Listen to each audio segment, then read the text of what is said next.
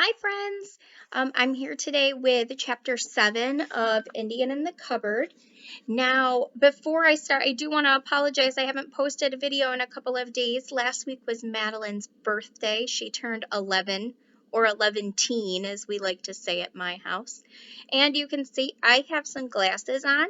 I'm spending so much time on the computer doing work for school that my eyes were starting to hurt. So I got special glasses. So that's why I look a little different today. So before we start, I just want to set our purpose for reading today. And I want you to think about today how Omri's actions show that he is responsible. So if you are one of my students from Holly, you know that being responsible is one of our traits that we're supposed to do every day, right? Be respectful, be responsible, and be safe. So we want you to think about how being responsible applies to what we know about the choices that Omri makes, especially in this chapter. All right. And this is kind of a long chapter. We've got a lot going on in it, so make sure you pay attention. When you're trying to answer that question, if you ever need to listen to a chapter again, I suggest that you do it because sometimes when we listen the first time, we listen and that helps us to understand what the story's about. And then the second time we listen, we can kind of process that and we can make our brain think and kind of grow our brain to think about what we had heard the first time and how it answers that question. How are Omri's actions showing that he's responsible? So chapter 7 is called Uninvited Brothers. Omri was not supposed to ride his bicycle in the road, but he wasn't supposed to ride it on the pavement either. Not fast at any rate, so he compromised. He rode it slowly on the pavement as far as the corner, then bumped down off the curb and went like the wild. The hardware shop was still open. He bought the seed tray and the seeds, and he was just praying for them when he was just paying for them when he noticed something. On the seed packet, under the word marrow, was written another word in brackets. Squash! So one of the 3 sisters was Marrow. On impulse, he asked the shopkeeper, "Do you know what maize is?" "Maize, son? That's sweet corn, isn't it?" "Have you some seeds of that?" Outside, standing by Omri's bike, was Patrick. "Hi. Hi, I saw you going in. What'd you get?" Omri showed him. "More presents for the Indian?" Patrick asked sarcastically. "Well, sort of. If what?" "If I can keep him long enough, till they grow." Patrick stared at him, and Omri stared back. "I've been to Yap's," said Patrick. "I bought you something." "Yeah, what?" said Omri hopefully. Slowly Patrick took his hand out of the pocket, held it in front of him, and opened the fingers. In his palm lay a cowboy on a horse, with a pistol in one hand pointing upward, or what would have been upward if he hadn't been laying on his side. Omri looked at it silently. Then he shook his head. "I'm sorry, I don't want it." "Why not? Now you can play a proper game with the Indian." "They'd fight." "Isn't that the whole idea?" "They might hurt each other." There was a pause, and then Patrick leaned forward and asked, very slowly and loudly, "How can they hurt each other? They are made of plastic." "Listen," said Omri, and then stopped, and then started again. "The Indian isn't plastic. He's real." Patrick heaved a deep, deep sigh and put the cowboy back in his pocket. He'd been friends with Omri for years, ever since they had started school. They knew each other very well. Just as Patrick knew when Omri was lying, he knew when he wasn't. The only trouble was that this was a non-lie that he couldn't believe. "I want to see him," he said. Omri debated with himself. He somehow felt that if he didn't share his secret with Patrick, that their friendship would be over. He didn't want that, and besides, the thrill of showing his Indian to someone else was something he could not do without for much longer. "Okay, come on." Going home, they broke the law even more, riding on the road and with Patrick when they on the crossbar. Then they went around the back by the alley in case anyone happened to be looking out the window. Omri said. He wants a fire. I suppose we can't make one indoors. You could on a plate tin, like for indoor fireworks, said Patrick. Omri looked at him. Let's collect some twigs. Patrick picked up a twig about a foot long. Omri laughed. That's no good. They've got to be tiny twigs, like this. And he picked up some slivers off the privet hedge. Does he want the fire to cook on? Asked Patrick slowly. Yes. Then that's no use. The fire made of those would burn out in a couple of seconds. Omri hadn't thought of that. What you need, said Patrick, is a little ball of tar that burns for ages, and you could put the twigs on top of that to look like a real campfire. That's a brilliant idea. I know where they've been tarring the road, too, said Patrick. Come on, let's go. No. Why not? I don't believe in him yet. I want to see. All right, but first I have to give this stuff to my dad. There was a further delay when his father first insisted on Omri filling the seed tray with compost and planting the seeds in and then right there. But when Omri gave him the corn seed as a present, he said, Well, thanks. Oh, all right. I can see you're bursting to get away. You can do the planting tomorrow before school. Omri and Patrick rushed upstairs. At the top, Omri stopped cold. His bedroom door, which always shut automatically, was wide open. And just inside, crouching side by side with their backs to him, were his brothers. They were so absolutely still that Omri knew they were watching something. He couldn't bear it. They had come into his room without his permission, and they had seen the Indian. Now they would tell everyone. His secret, his precious secret, his alone to keep and share, was a secret no more. Something broke inside of him, and he heard himself scream, Get out of my room! Get out of my room! Both boys spun around. Shut up, you'll frighten him, said Adil once. Gillian came in to look for his rat, and he found it. And then he saw this absolutely fabulous little house you've made, and he called me to look at it. Omri looked at the floor. The seed tray with the longhouse, now nearly finished, had been moved to the center of the room. It was that they were looking at. At quick glance, all around showed no sign of the Indian or the horse, but Gillian's tame white rat was on his shoulder. I can't get over it, Adil said. How on earth did you do it without using any glue or anything? It's all done with tiny little threads and pegs, and look, Gillian, it's all made of real twigs and bark. It's absolutely terrific, he said with such an awestruck admiration in his voice that Omri felt ashamed. I didn't, he began, but Patrick, who had been gaping at the longhouse in amazement, gave him a heavy nudge and nearly knocked him over. Yes, said Omri. Well, would you mind leaving now and take the rat? You're not to let him in here. This is my room, you know. And this is my magnifying glass, you know, echoed Gillian. But he was obviously too overcome with admiration to be angry with Omri for pinching it. He was using it now to examine the fine details of the building. I knew you were good at making things, he said, but this is uncanny.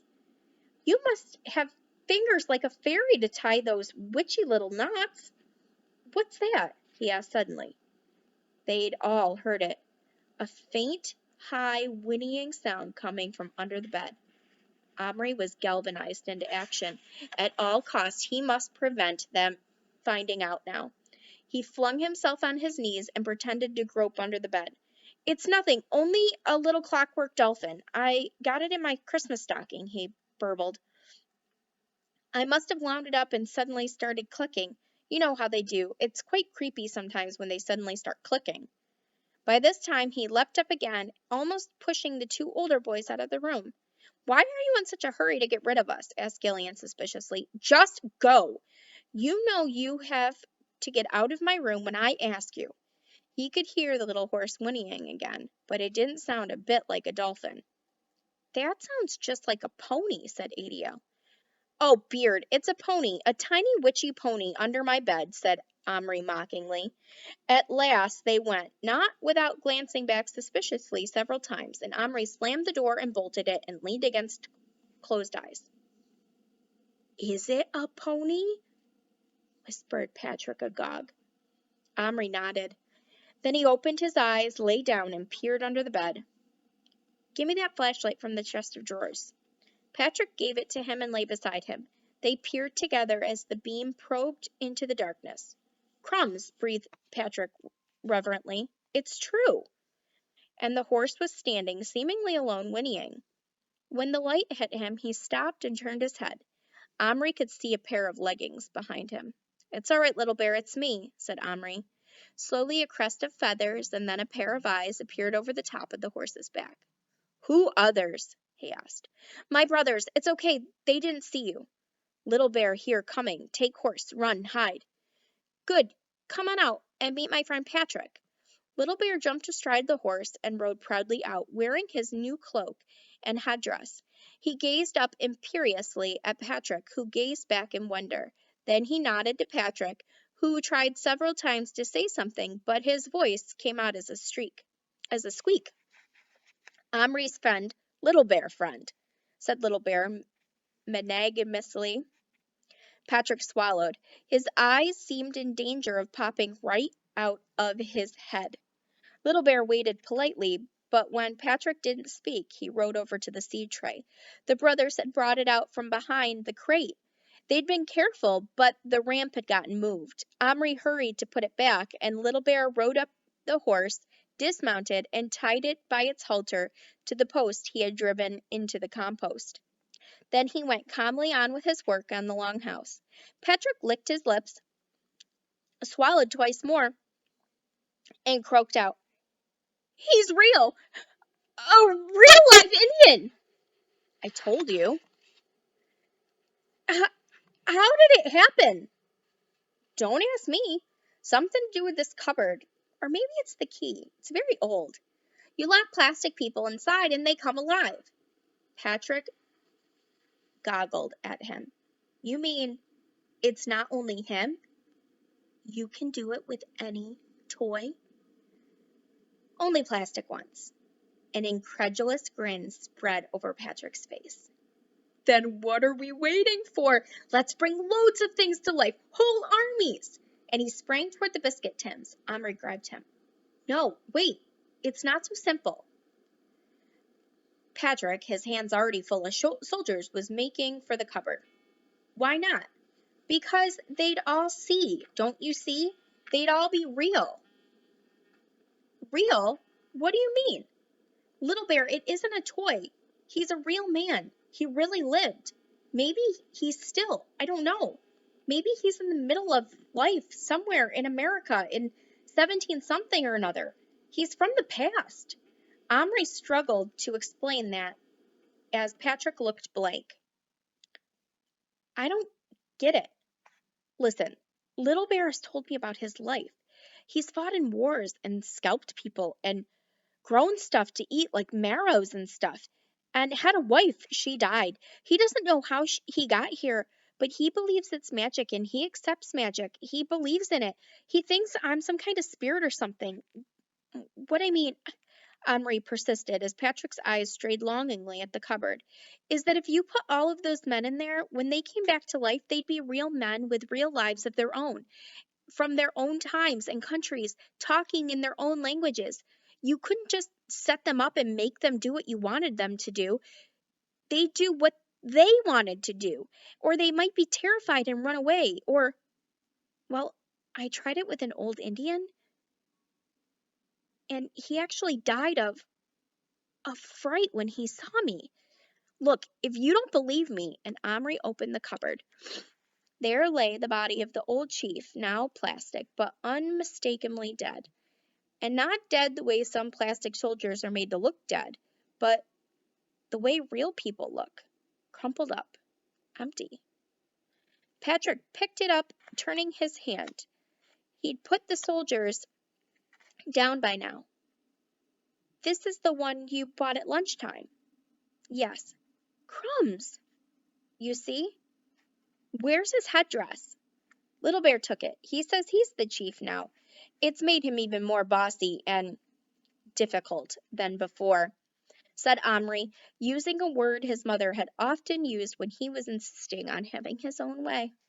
Patrick put the dead Indian down hurriedly and wiped his hand on the seat of his jeans. Maybe this isn't as much fun as I thought. Omri considered for a moment. No, he agreed soberly. It is not fun. They stared at Little Bear. He had finished the shell of the longhouse now. Taking off his headdress, he tucked it under his arm, stooped, and entered through the low doorway at one end. After a moment, he came out and looked up at Omri. Little Bear hungry, he said. You get deer, bear, moose? No, he scowled. I say get. Why not get? The shops are shut, besides, added Omri, thinking of that he sounded rather feeble, especially in front of Patrick. I'm not sure I like the idea of having bears shambling around my room or of having them killed. I'll give you meat and a fire and you can cook it and that'll have to do. Little Bear looked baffled for a moment. Then he swiftly put on the headdress and drew himself to a full height of almost 3 inches, 3¼ with feathers, and folded his arms and glared at Omri. Little Bear chief now. Chief hunts, kills own meat, not take meat others kill. If not hunt, lose skill with bow. For today, you give meat. Tomorrow, go to shop, get bear, plastic, make real. I hunt, not here. He added, looking up scornfully at the distant ceiling. Out, under sky. Now, fire. Patrick, who had been crouching, stood up. He, too, seemed to be under Little Bear's spell. I'll run and get the tar, he said. No, wait a minute. I've got another idea. He ran downstairs. Fortunately, the living room was empty. In the coal scuttle beside the open fireplace was a packet of firelighters. He broke a fairly large bit off of one and wrapped it in a scrap of newspaper. Then he went to the kitchen. His mother was standing at the sink peeling apples. Omri hesitated. Then he went to the refrigerator. Don't eat now, Omri. It's nearly supper time. Just a tiny bit, he said. There was a lovely chunk of raw meat on a plate. Omri sniffed his fingers, wiped them hard on his sweater to get the stink of firelight off them, then took a big carving knife from the drawer and, with an anxious glance of his mother's back, began sawing the corner off the meat. Luckily, it was steak and cut easily. Even so, he nearly had the whole plate off the shelf onto the floor before he had gotten his corner off. His mother swung around just as he closed the refrigerator door. A tiny bit of what? She asked. She often reacted late to things, he said. Nothing, he said, hiding the raw bit of meat in his hand. Mom, could I borrow a tin plate? I haven't got such a thing. Yes, you have, the one you bought Adiel to go camping. That's in Adiel's room somewhere. I haven't got it. A tiny bit of what? But Omri was already on his way upstairs. Adiel was in his room. He would be, doing his homework. What do you want? He asked the second Omri crept in. That plate, you know your camping one? Oh, that, said Adiel, going back to his French. Well, can I have it? Yeah, I suppose so. It's over there somewhere. Omri found it eventually in an old knapsack covered with disgusting bits of baked beans, dry and hard as cement. He hurried across to his own room. Whenever he'd been away from it for even a few minutes, he felt his heart beating in panic as he opened the door for fear of what he might find or not find. The burden of constant worry was beginning to wear him out. But all was as he had left it this time. Patrick was crouching near the seed tray. Little Bear was directing him to take the tops off of several jars of poster paint, while he himself fashioned something almost too small to see. It's a paintbrush, whispered Patrick. He cut a bit of his own hair, and he's tying it to a tiny scrap of wood he found. It's about as big as a splinter. Pour a bit of paint onto the lid so he can reach to dip, said Omri. Meanwhile, he was scraping the dried beans off the plate with his nails. He took the fragment of firelighter and the twigs out of his pocket and arranged them in the center of the plate. He washed the bit of meat in his bedside water glass. He had had the wonderful idea to spit for a spit to cook it on. From a flat box in which he had erected his first erector set, and it had been neatly laid out, and now it was in chaos, he took a rod, ready bent into a handle shape, and pushed it through the meat.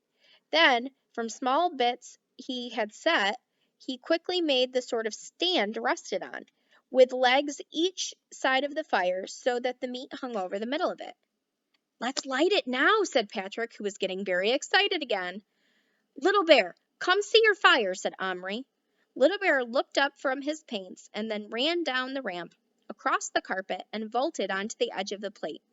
Omri struck a match and lit a firelighter, which flared up at once with a bluish flame, engulfing the twigs and meat at once. The twigs gave off a gratifying crackle while they lasted, but the firelighter gave off a very ungratifying stench, which made Little Bear wrinkle up his nose. "Stink!" he cried. "Spoil meat!" "No, it won't. Turn the handle of the spit, Little Bear." Evidently he wasn't much used to spits, but he soon got the hang of it. The chunk of steak turned and turned in the flame and soon lost its raw red look and began to go gray and then brown. The juicy smell of roasting beef began to compete with the spirituous reek of the firelighter.